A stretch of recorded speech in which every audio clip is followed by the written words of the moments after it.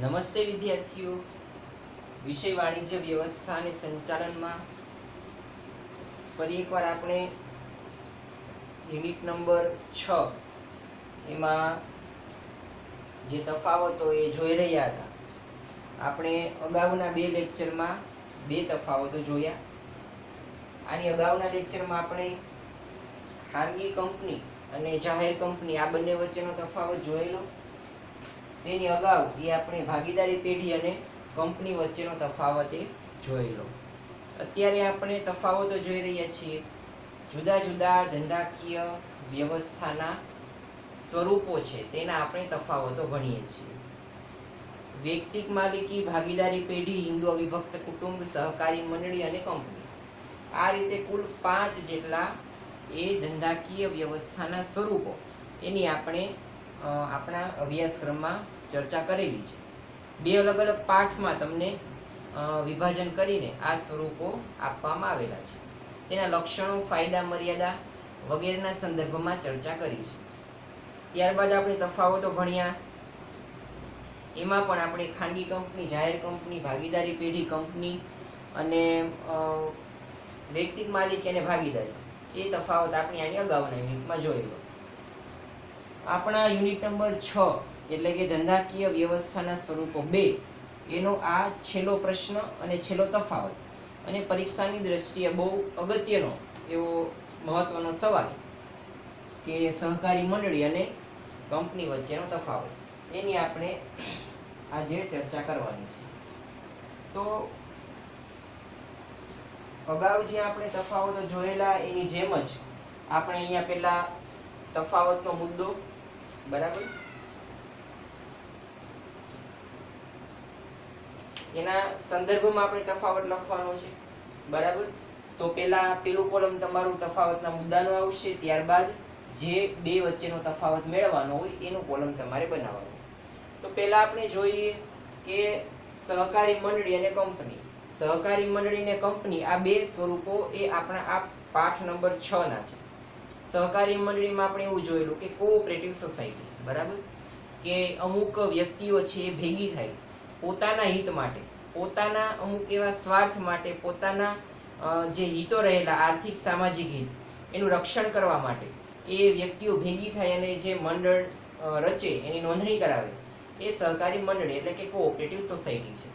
Cooperative housing સોસાયટીનું પણ આપણે ઉદાહરણ લીધેલું, બરાબર. એ રીતે સહકારી મંડળી જોવા મળે. કંપનીના સ્વરૂપમાં જોયેલું માલિકી અને સંચાલન અલગ અલગ હોય. શેર બહાર પાડવામાં આવે, પૈસા મેળવવામાં આવે, એમાંથી અમુક વ્યક્તિઓને નિમીને સંચાલક તરીકે એને કામ સોંપવામાં આવે અને એના દ્વારા કંપનીનું સંચાલન થાય, બરાબર. તો આ આપણે કંપનીનો અર્થ જોયેલો સામાન્ય. હવે આપણે સહકારી મંડળી અને કંપની વચ્ચેનો તફાવત જોવાનો છે. તો પહેલો મુદ્દો આપેલો છે અર્થ, બરાબર. તો અર્થ પોતાની આર્થિક સ્થિતિમાં સુધારો કરવા સમાનતાના ધોરણે સ્વૈચ્છિક રીતે સંગઠિત વ્યક્તિઓનું મંડળ, બરાબર. આની અંદર ઘણું બધું એક નાનકડી વ્યાખ્યામાં તમને આપી દીધું છે કે પોતાની આર્થિક સ્થિતિમાં સુધારો કરવા માટે, બરાબર, પોતાની જે સ્થિતિ છે, સામાજિક સ્થિતિ, આર્થિક સ્થિતિ, તેમાં સુધારો કરવા માટે અને સમાનતાના ધોરણે, બરાબર, તમામ જે સભ્યો છે સહકારી મંડળીના એને એક સમાન પ્રકારના અધિકારો મળે. સમાનતાના ધોરણે એ વ્યક્તિઓ એકત્રિત થાય છે. સમાનતાના ધોરણે સ્વૈચ્છિક રીતે, બરાબર, એમાં સ્વૈચ્છિક રીતે જોડાય છે. એમાં કોઈ પણ પ્રકારનું બંધન જોવા મળતું નથી. એ કોઈ પણ વ્યક્તિ એમાં જોડાઈ શકે અને નીકળી પણ શકે, એટલે કે સ્વૈચ્છિક રીતે એ મંડળીમાં જોડાય છે, બરાબર. આ વ્યક્તિઓનું મંડળ, સંગઠિત થયેલી વ્યક્તિઓનું મંડળ છે, બરાબર. આ હતી સહકારી મંડળીની વ્યાખ્યા અથવા તો અર્થ. ત્યારબાદ જે કંપની છે એ એવો બિઝનેસ છે, એવો ધંધો છે જે નફો મેળવવાના હેતુથી થાય છે અને તેની અંદર વ્યક્તિઓ એ મરજિયાત રીતે જોડાય છે, બરાબર. અહીંયા પણ વ્યક્તિઓનું મરજિયાત મંડળ એ જોવા મળે છે અને નફો મેળવવાના હેતુથી. અહીંયા પોતાની આર્થિક સ્થિતિમાં સુધારો કરવાના હેતુથી અને કંપનીની અંદર નફો મેળવવાના હેતુથી વ્યક્તિઓ મરજિયાત રીતે, બરાબર, અહીંયા સ્વૈચ્છિક રીતે અને અહીંયા મરજિયાત રીતે એ ભેગી થાય છે અને કોઈ પ્રવૃત્તિ કરે છે.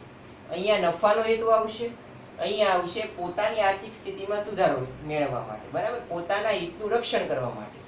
તો આ હતો બંનેનો અર્થ, બરાબર, સહકારી મંડળીનો અર્થ અને કંપનીનો અર્થ, એનામાં આ તફાવત રહેલો છે.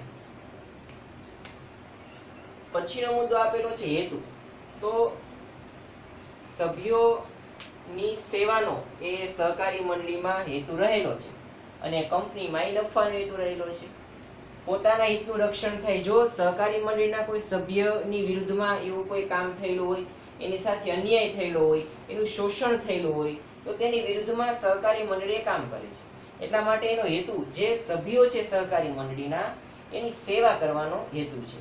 જ્યારે કંપનીની અંદર નફો મેળવવાનો હેતુ છે. નફો મેળવવા માટે કંપની જે કઈ પ્રવૃત્તિ કરવી હોય એ કરશે. નફો મેળવવાના હેતુથી જ એ કંપનીની સ્થાપના થતી હોય છે. તો કંપનીનો હેતુ છે નફો મેળવવાનો છે, જ્યારે સહકારી મંડળીનો હેતુ જે સહકારી મંડળીના સભ્યો છે તેની સેવા કરવાનો છે. પછીનો ત્રીજો તફાવતનો મુદ્દો આપેલો છે કે સભ્ય સંખ્યા. તો આપણે જ્યારે ખાનગી કંપની ને જાહેર કંપનીની વાત કરી ત્યારે પેલો જ મુદ્દો એ સભ્ય સંખ્યાનો જોયેલો. હવે અહીંયા પણ તમારે સહકારી મંડળીમાં સભ્યની વાત કરવાની છે અને કંપનીમાં. તો સહકારી મંડળીમાં ઓછામાં ઓછા 10 જેટલા સભ્યો હોવા જરૂરી છે. 10 કરતા ઓછા સભ્યો હોય તો સહકારી મંડળીની સ્થાપના થઈ શકે નહીં. 10 અથવા તો તે કરતા વધારે વ્યક્તિઓ ભેગી થઈને એ સહકારી મંડળીની સ્થાપના કરી શકે. વધુમાં વધુની કોઈ જોગવાઈ નથી, એટલે કે અમર્યાદિત ગમે તેટલા સભ્યો એ જોડાઈ શકે છે. કંપનીમાં બે કિસ્સા, એટલે કે ખાનગી કંપની અને જાહેર કંપની. ખાનગી કંપનીમાં ઓછામાં ઓછા 2 સભ્યો અને વધુમાં વધુ 200, જ્યારે જાહેર કંપનીમાં ઓછામાં ઓછા 7 સભ્યો અને વધુમાં વધુ અમર્યાદિત, બરાબર. તો સહકારી મંડળીમાં ઓછામાં ઓછા 10, વધુમાં વધુ અમર્યાદિત. કંપની બાબતમાં બે કિસ્સામાં, ખાનગી કંપનીમાં ઓછામાં ઓછા 2, વધુમાં વધુ 200, અને જાહેર કંપનીમાં ઓછામાં ઓછા 7 અને વધુમાં વધુ અમર્યાદિત. તો આ રીતે સભ્ય સંખ્યાના સંદર્ભમાં પણ એ સહકારી મંડળી અને કંપની વચ્ચે તફાવત રહેલો છે. ત્યાર પછીનો મુદ્દો આપેલો છે સ્થાપનાનો. તો સહકારી મંડળીની હમણાં જ વાત કરી એમ કે સહકારી મંડળીની સ્થાપના કરવા માટે ઓછામાં ઓછા 10 સભ્યો ભેગા થાય. પોતાના હિતનું રક્ષણ કરવા માટે એ સભ્યો ભેગા થાય અને એની નોંધણી કરાવે એટલે એની સ્થાપના થઈ જાય. આમાં વધારે કોઈ પ્રકારના ભારે એવા પાયાના મૂડીરોકાણની, પૈસાની જરૂર નથી. વ્યક્તિઓ ભેગી થાય અને એની નોંધણી કરાવી દે એટલે સહકારી મંડળી એ સ્થપાઈ જશે. તો આમ એની જે સ્થાપના છે સહકારી મંડળીની એ પ્રમાણમાં સરળ છે, બરાબર. સહકારી મંડળીની સ્થાપના એ સરળતાથી થઈ શકે છે. કંપનીની સ્થાપના વિધિ છે જટિલ અને લાંબી છે. તો જો આપણે એસપી માં યુનિટ નંબર 3 કંપનીની સ્થાપના વિધિ જોયેલું. તો કંપનીની સ્થાપના વિધિ, કંપનીની સ્થાપના કરવા માટે ઘણી બધી જોગવાઈઓ છે. આયોજન પત્ર, નિયમન પત્ર, સંચાલકોની યાદી, એની લેખિત સંમતિ વગેરે દસ્તાવેજો તમારે કંપનીના રજિસ્ટ્રાર સમક્ષ નોંધાવવા પડે. સ્થાપના પહેલાનો તબક્કો, નોંધણીનો તબક્કો એટલે કે સ્થાપનાનો તબક્કો, આવા અલગ અલગ તબક્કાઓમાંથી તમારે પસાર થવું પડે છે ત્યારે એ કંપનીની સ્થાપના થાય. કાયદાની જોગવાઈનું પૂરતું પાલન કરવું પડે, બરાબર. લઘુત્તમ ભરણું મળવું પડે. ઘણા બધા અહીંયા જે સ્ટેપ્સ એ તમારે પસાર કરવા પડે. ત્યારબાદ એ તમને કંપનીની સ્થાપનાનું પ્રમાણપત્ર મળે છે. એટલે કે કંપનીની સ્થાપના કરવાની જે વિધિ છે એ ખૂબ જ લાંબી અને પ્રમાણમાં એ ખર્ચાળ છે, બરાબર. તો એ પ્રમાણમાં જટિલ અને લાંબી એવો અહીંયા શબ્દ આપેલો છે કે કંપનીની જે સ્થાપના વિધિ છે જટિલ અને લાંબી છે, જ્યારે સહકારી મંડળી એની સ્થાપના વિધિ પ્રમાણમાં કંપની કરતા સરળ છે, બરાબર. તો આ હતી સ્થાપનાની દ્રષ્ટિએ કે સહકારી મંડળીમાં સરળતાથી સ્થાપના થઈ શકે, જ્યારે કંપનીની સ્થાપના કરવાની વિધિ એ લાંબી અને જટિલ છે, બરાબર.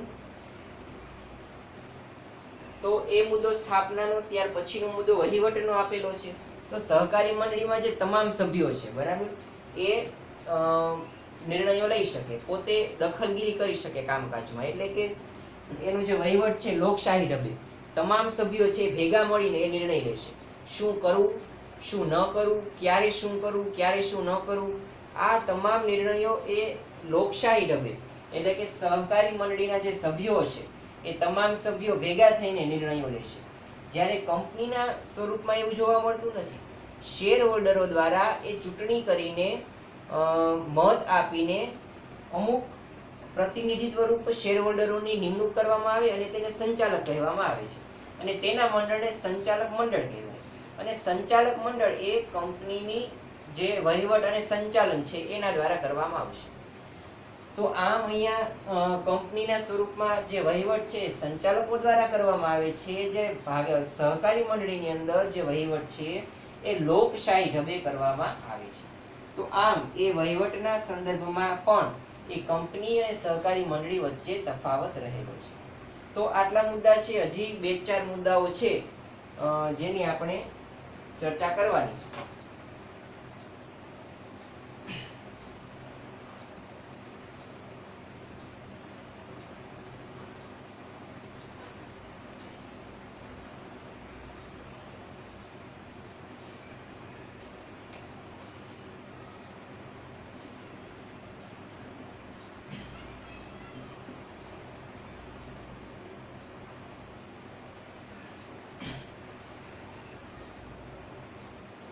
હવે જુઓ પછીનો જે તફાવતનો મુદ્દો છે શેરના સંદર્ભમાં છે. એટલે કે શેર એ કઈ રીતે હોવા જોઈએ? તો જુઓ સહકારી મંડળીની અંદર શેર છે એ સમાન અધિકારવાળા,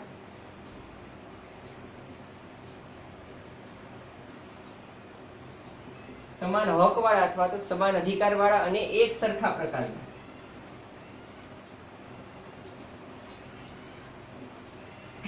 હોવા જરૂરી છે. સહકારી મંડળીની અંદર જે તમામ શેર રહેલા છે બરાબર, જે સભ્યો દ્વારા ખરીદવામાં આવે છે તે સમાન હકવાળા હોવા જોઈએ અને એક સરખા હોવા જોઈએ બરાબર. જ્યારે કંપનીમાં શેર છે ગમે તે પ્રકારના ચાલે, એટલે કે ઇક્વિટી શેર પણ હોઈ શકે અને પ્રેફરન્સ શેર બરાબર. કોઈ પણ પ્રકારના શેર એ કંપની બહાર પાડી શકે છે બરાબર. કંપની એ ઇક્વિટી શેર ઈચ્છે તો બહાર પાડે અને એવું લાગે વધારાની મૂડીની જરૂરિયાત છે તો એ પ્રેફરન્સ શેર મૂડી પણ બહાર પાડી શકે છે. પણ સહકારી મંડળીમાં જે શેર બહાર પાડવામાં આવે તે સમાન હકવાળા અને એક સરખા હોવા જોઈએ બરાબર. તો આ એક મુદ્દો એ શેરના સંદર્ભમાં સહકારી મંડળી અને કંપની વચ્ચે રહેલો છે.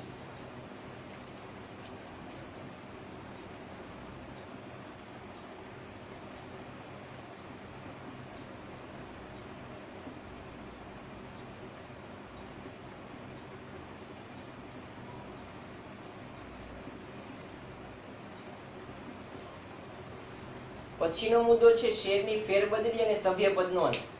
હવે જુઓ સહકારી મંડળીની અંદર શેરની ફેરબદલી થઈ શકતી નથી બરાબર. સહકારી મંડળીમાં શેરની ફેરબદલી થઈ શકતી નથી, જ્યારે કંપનીના સ્વરૂપમાં શેરની મુક્ત ફેરબદલી થઈ શકે છે બરાબર. ત્યારબાદ સભ્યપદનો અંત, તો શેર પરત કરીને સભ્યપદનો અંત આવે છે, જ્યારે કંપનીના સ્વરૂપમાં એ શેર ફેરબદલી કરીને બરાબર. સહકારી મંડળીના સ્વરૂપમાં શેર ફેરબદલી થઈ શકતી નથી અને કંપનીમાં થઈ શકે છે. સભ્યપદના અંતની વાત કરીએ તો સહકારી મંડળીમાં શેર તમે પરત કરી દો, સહકારી મંડળીને પોતાના શેર પરત કરી દો તો સભ્યપદનો અંત આવે છે બરાબર. તો સભ્યપદનો અંત આવે. જ્યારે કંપનીના સ્વરૂપમાં તમે શેરની ફેરબદલી કરી દો, એટલે કે તમારા શેર તમે બીજા કોઈ વ્યક્તિને વેચી દો તો તમારા સભ્યપદનો અંત આવે છે બરાબર. તો આ એક તફાવતનો મુદ્દો એ સહકારી મંડળી અને કંપનીના સંદર્ભમાં રહેલો છે.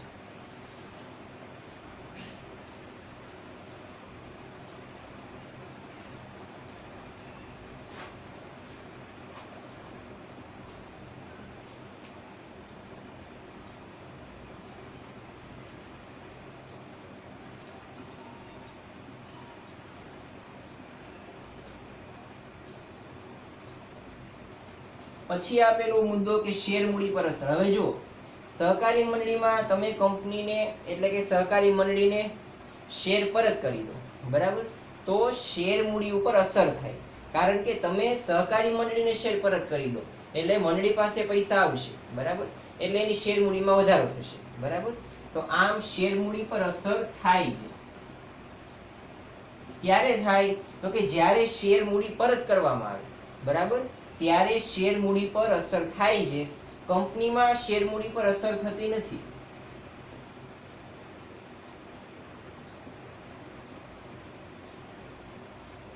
શા માટે અસર થતી નથી? કારણ કે અહીંયા શેરની ફેરબદલી કરવામાં આવે. મારા શેર મારે કંપનીને પરત નથી કરવાના, મારે અન્ય કોઈ વ્યક્તિને વહેંચી દેવાના છે, બરાબર. એટલે કે હું બીજા વ્યક્તિને શેર વહેંચી દઈશ, કંપનીને પરત કરીશ નહીં. આમ કંપનીની શેર મૂડીમાં કોઈ ફેરફાર નહીં થાય. એટલે કે કંપનીની શેર મૂડીમાં જ્યારે શેર ફેરબદલી થાય ત્યારે કોઈ પણ જાતની અસર થતી નથી. જ્યારે સહકારી મંડળીમાં શેર મૂડી પર અસર થાય છે, બરાબર. આમ સહકારી મંડળી અને કંપનીમાં એ આ મુદ્દાની બાબતમાં તફાવત રહેલો. પછી છેલ્લો મુદ્દો છે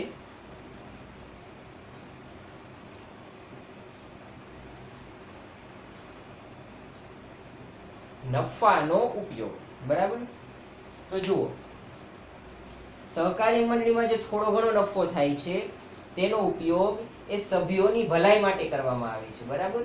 જે નફો જે થયેલો હોય છે એને આપણે સભ્યોના લાભાર્થે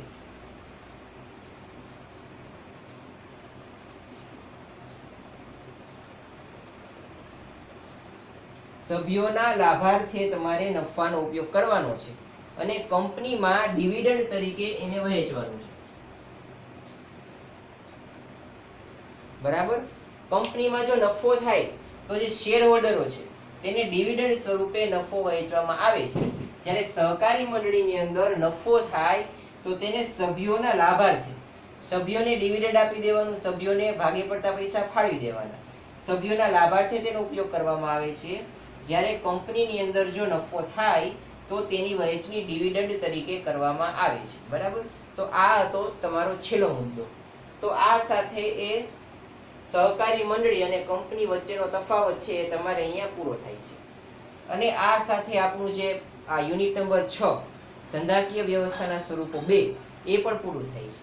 અને આની પછીનું યુનિટ છે સંપૂર્ણપણે સિલેબસમાંથી રદબાતલ કરવામાં આવેલું. અને ત્યાર પછીનું એટલે કે 8મું યુનિટ એ નેક્સ્ટ લેક્ચરમાં આપણે જ્યારે મળીશું ત્યારે તેની ચર્ચા કરીશું. આજનો લેક્ચર આપણે અહીંયા સુધી રાખીએ છીએ. હોમવર્કમાં તમારે સહકારી મંડળી અને કંપની વચ્ચેનો તફાવત અહીંયા જે રીતે કોષ્ટકમાં કરાવેલો છે એ રીતે તમારે એક વખત લખીને એ મોકલાવવાનો છે. નેક્સ્ટ લેક્ચરમાં મળીશું ત્યારે એક નવા યુનિટ સાથે એ આપણે સિલેબસને આગળ ચલાવીશું.